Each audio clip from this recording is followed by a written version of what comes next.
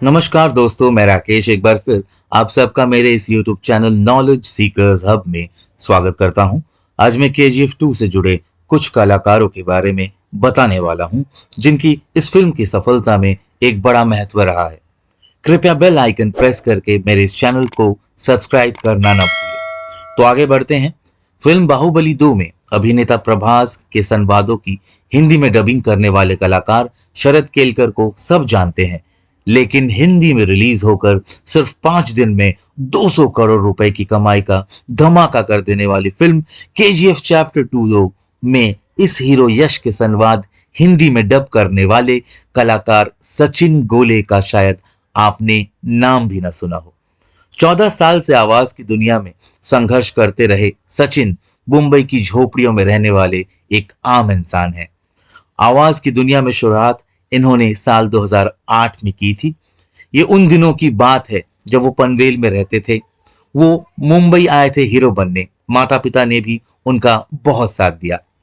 उनका पहला बड़ा ब्रेक कहेंगे तो वह था फिल्म मेरी ताकत मेरा फैसला। ये साउथ की फिल्म का हिंदी में नाम था। हीरो थे धनुष।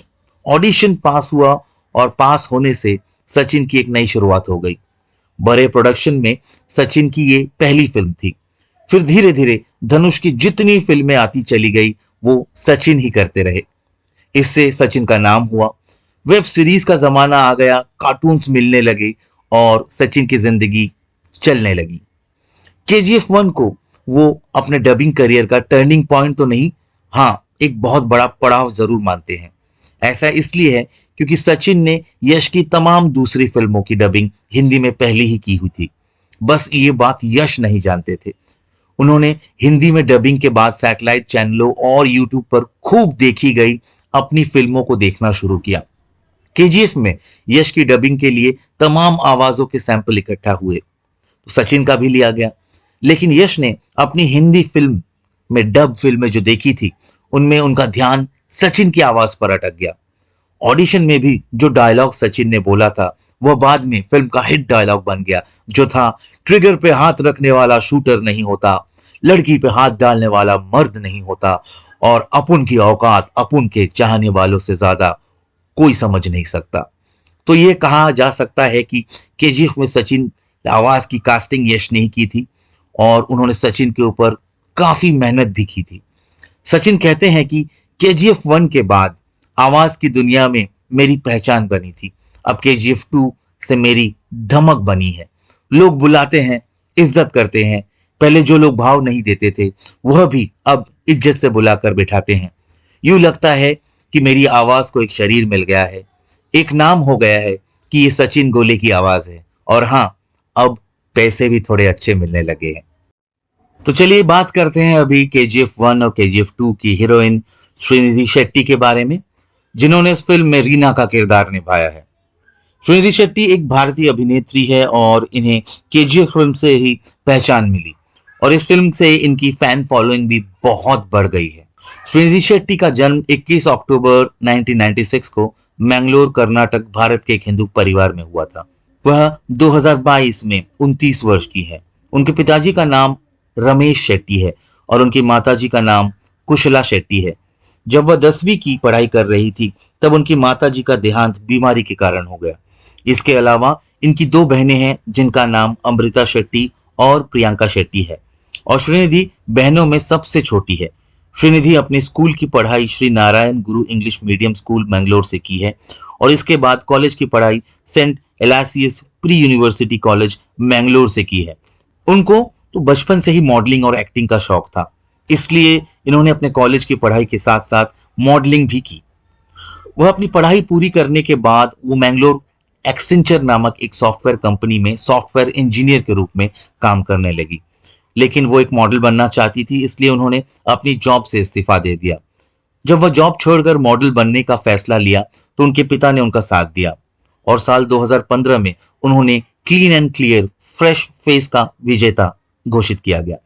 वर्ष 2016 मिस सुपर नेशनल का खिताब अपने नाम किया और इसी साल ही उन्होंने miss super national Asia and Oceania का भी खिताब जीत लिया। साल 2016 में खिताब जीतने के बाद इन्हें बहुत सारे फिल्मों का ऑफर आया। वह अपने फिल्मी करियर की शुरुआत केजीएफ चैप्टर 1 फिल्म से की, जो 2018 में आई थी। उनकी किसी के साथ रिलेशनशिप की खबर नहीं है, उनका पूरा ध्यान अपने करियर पर है और फिलहाल वह सिंगल ही है। श्रीनिधि शेट्टी की भारतीय रुपए में कुल संपत्ति 14 करोड़ है, जो कि लगभग 2 मिलियन अमेरिकी डॉलर है, और उनकी मासिक आय 15 लाख रुपए से अधिक है। वह साउथ इंडियन फिल्मों की उभरती अभिनेत्रियों में से एक है और ऐसा लगता है कि आने वाले वर्षों में वह सबसे अधिक फी लेने वाली भारतीय अभिनेत्रियों की सूची में जरूर आ जाएगी।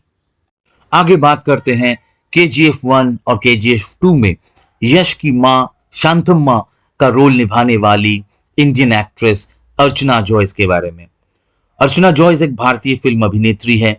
उन्होंने मुख्य रूप से कन्नड़ फिल्म उद्योग में काम किया है। उनके कुछ सबसे लोकप्रिय प्रदर्शनों में से केजीएफ चैप्टर 1 जो कि 2018 में आई थी, विजय रथ 2019 में आई थी, कलंतका जो 2021 में आई थी, और केजीएफ चैप्टर 2 जो कि 2022 में आई है। अर्चना जोइस का जन्म 1994 24 दिसंबर को बेंगलुरु में हुआ था। उन्होंने न्यू ऑक्सफोर्ड इंग्लिश सहित कई स्कूलों में पढ़ाई की।